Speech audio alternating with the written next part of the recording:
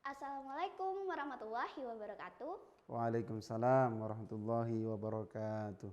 Kembali lagi di acara Ramadan Itu Indah. Saya Nanda Putri. Di sini saya masih bersama Ustadz Abdul Haris tentunya. Assalamualaikum Ustadz, gimana kabarnya? Waalaikumsalam, baik alhamdulillah. Mbak Nanda bagaimana kabarnya? Alhamdulillah baik. Alhamdulillah baik ya. Puasa lancar ya? Alhamdulillah lancar, Pak. Alhamdulillah.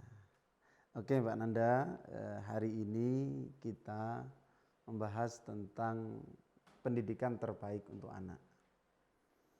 Sebelumnya saya ucapkan Assalamualaikum warahmatullahi wabarakatuh. Waalaikumsalam warahmatullahi wabarakatuh.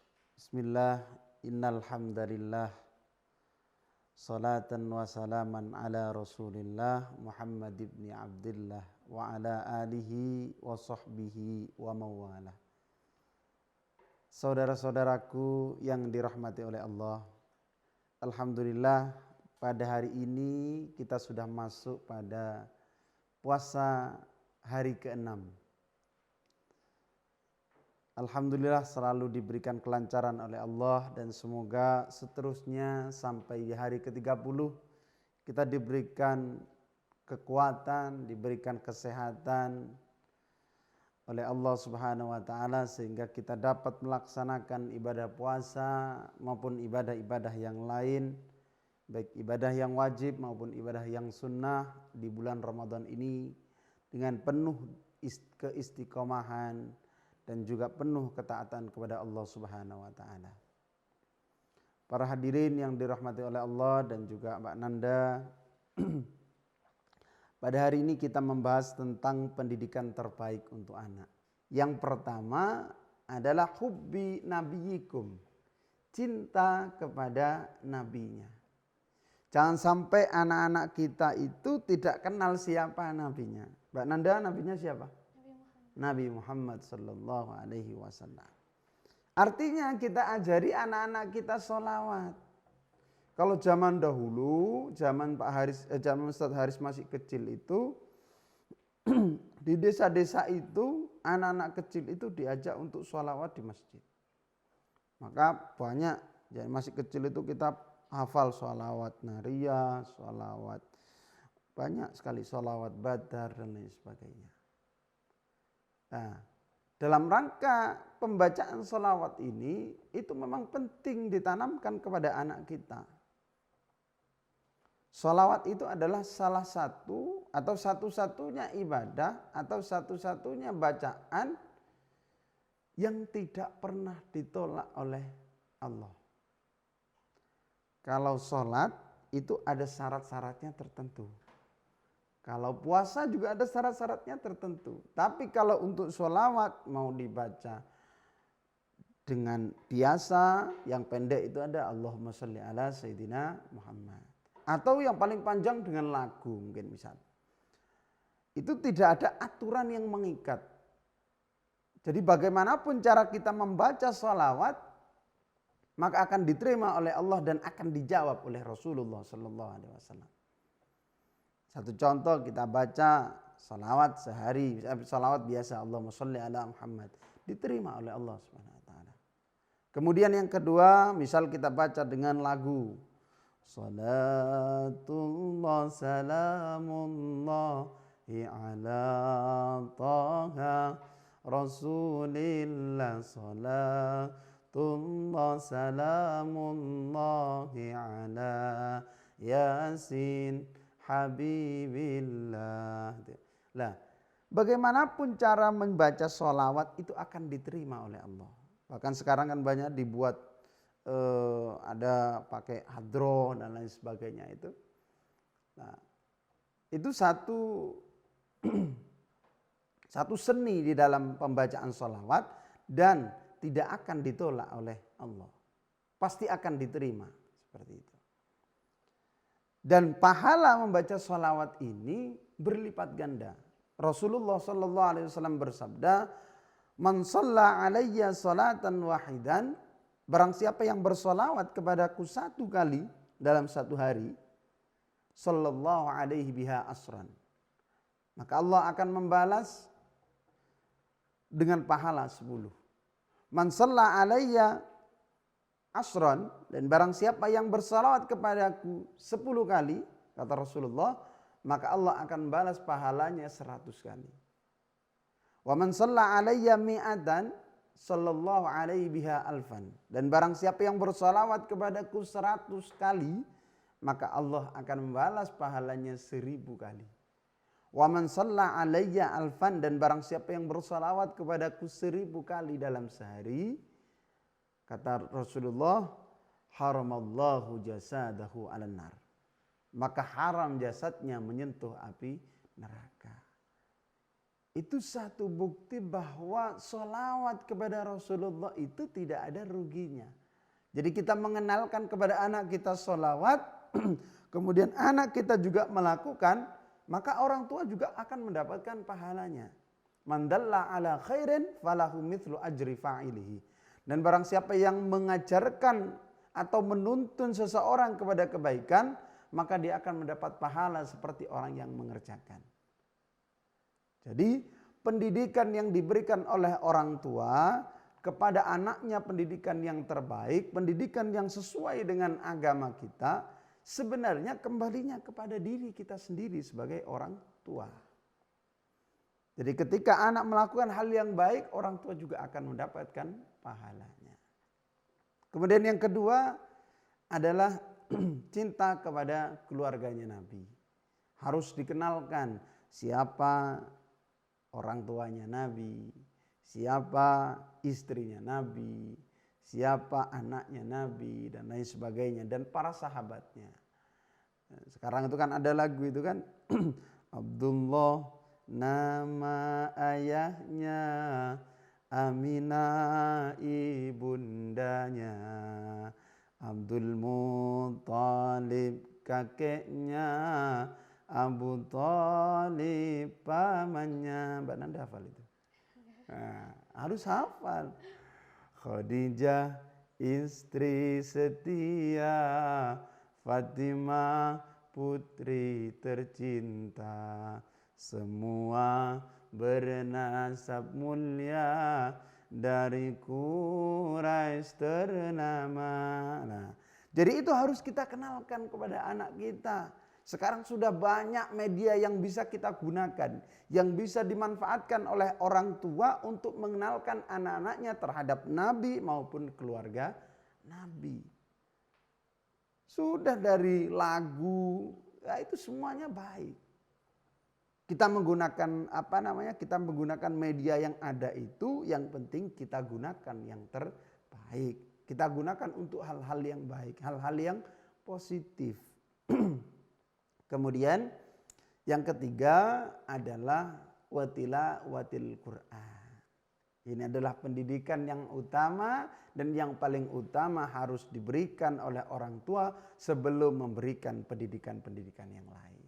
Banyak nanti sekolah umum, SD, SMP, SMA itu baik.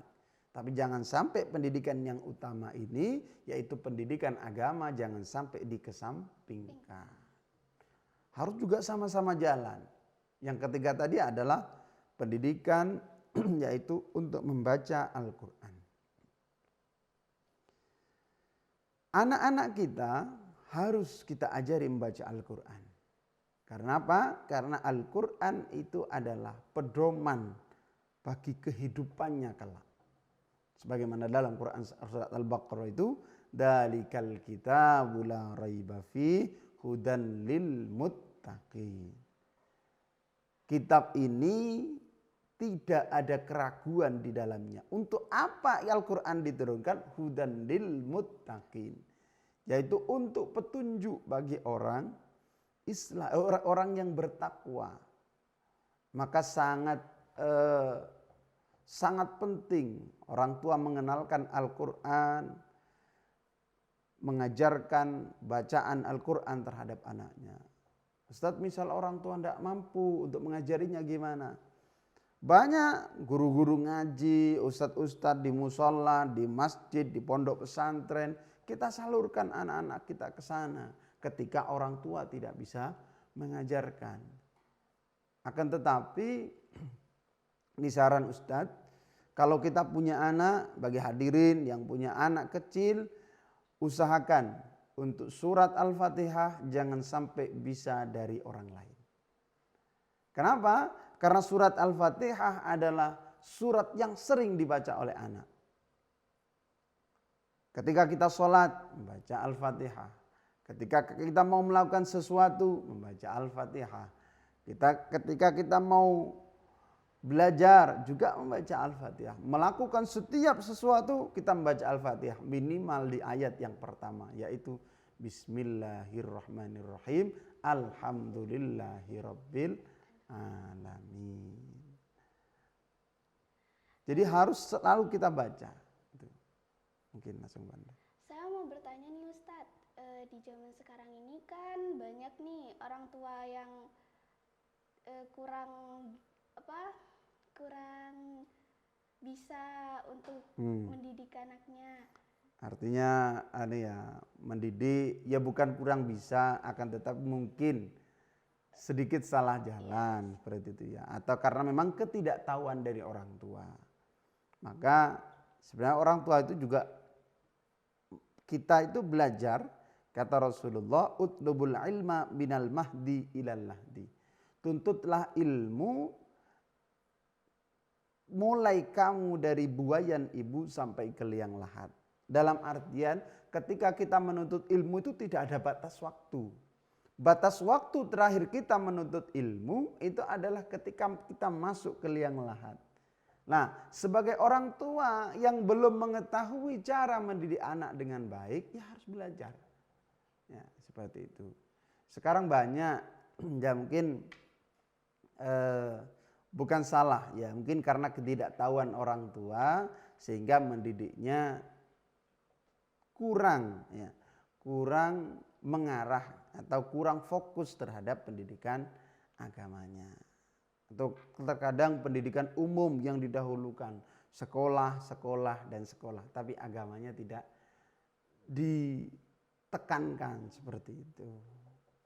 Satu contoh, akhirnya anak-anak kita itu juga salah persepsi atau salah jalan karena memang tidak ada tuntunan dari orang tua itu sendiri gitu. Di zaman sekarang ini kan anak-anak sekarang itu banyak banget yang megang HP.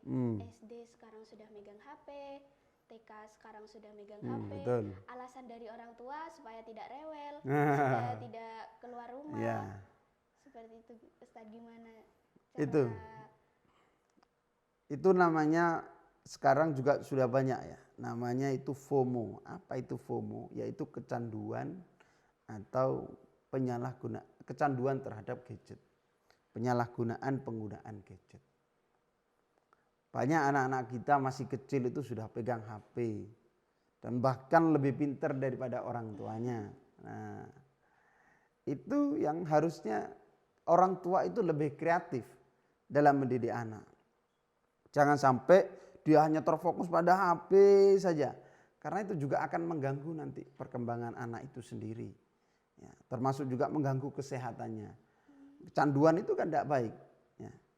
Maka sebagai orang tua ya harus kreatif. Kita berikan mainan-mainan yang lain yang sekiranya juga mendidik. Ya. Satu contoh ya, main-mainan seperti zaman dahulu lah ya. Kayak sekarang itu sudah tidak ada anak kecil itu mainan di jalan, mainan di luar, kemudian mainan apa namanya itu, kelereng ya, main apa? Lompat tali. Itu jarang kita temukan sekarang. Ya, anak-anak main layang-layang gitu kan, apalagi di daerah kota itu sudah jarang kita temukan. Ya, maka orang tua ya harus menemukan, istilahnya harus kreatif. Bagaimana menghindarkan anak itu boleh. Jadi bukan kita melarang, anak juga kita harus mengikuti zaman. Akan tetapi jangan sampai berlebihan. Ya. Sampai dia tidak fokus terhadap yang lain. Dia hanya fokusnya pada HP. Ketika sekolah dia kepikiran HP. Ketika ngaji dia kepikiran HP, pengen cepat pulang, pengen pegang HP lah. Ini sudah bisa dikatakan kecanduan seperti itu. Maka jangan orang tua ya harus lebih kreatif dalam mendidik anak, dalam memberikan satu edukasi atau satu pendidikan, termasuk juga bermain. Karena memang zamannya anak itu ketika anak usia masih kecil sampai di 7 tahun atau di SD itu ada zamannya, ada masanya masih harus bermain. Nah itu harus orang tua ya bagaimana caranya, harus kreatif seperti itu. Jadi intinya dari pembelajaran kita, dari kajian kita hari ini, kita sebagai orang tua jangan sampai salah mendidik anak atau salah memilih pendidikan untuk anak kita. Boleh anak kita disekolahkan tinggi-tinggi, sekolah SD, SMP, SMA, bahkan sampai S1, S2, S3 boleh. Bukan itu bukan tidak boleh, boleh dilakukan. Tapi jangan sampai ketika anak kita sekolah tinggi tapi agamanya justru dia tidak memiliki. Karena di dalam pembelajaran agama itu mencakup secara keseluruhan, termasuk juga moral, termasuk juga tentang akhlak. Ya. Jangan sampai anak kita itu jadi orang yang pintar tapi tidak mempunyai akhlak yang baik. Ya mungkin cukup itu saja Mbak Nanda untuk kajian kita hari ini. Sedikit semoga bermanfaat. Kembali lagi saya tekankan bahwa apa yang saya sampaikan ini pasti ada kekurangannya. Karena niatnya kita adalah sama-sama belajar. Cukup itu saja dari saya, kurang lebihnya maaf. Wallahul muwaffiq ila aqwamit thoriq. Wassalamualaikum warahmatullahi wabarakatuh. Waalaikumsalam warahmatullahi wabarakatuh. Semoga apa yang Ustadz Abdul Haris sampaikan hari ini bisa bermanfaat bagi kita semua. Amin, amin ya rabbal alamin. Jangan lupa nantikan tema-tema selanjutnya di YouTube Kreva 17 Production. Jangan lupa like, comment, and subscribe.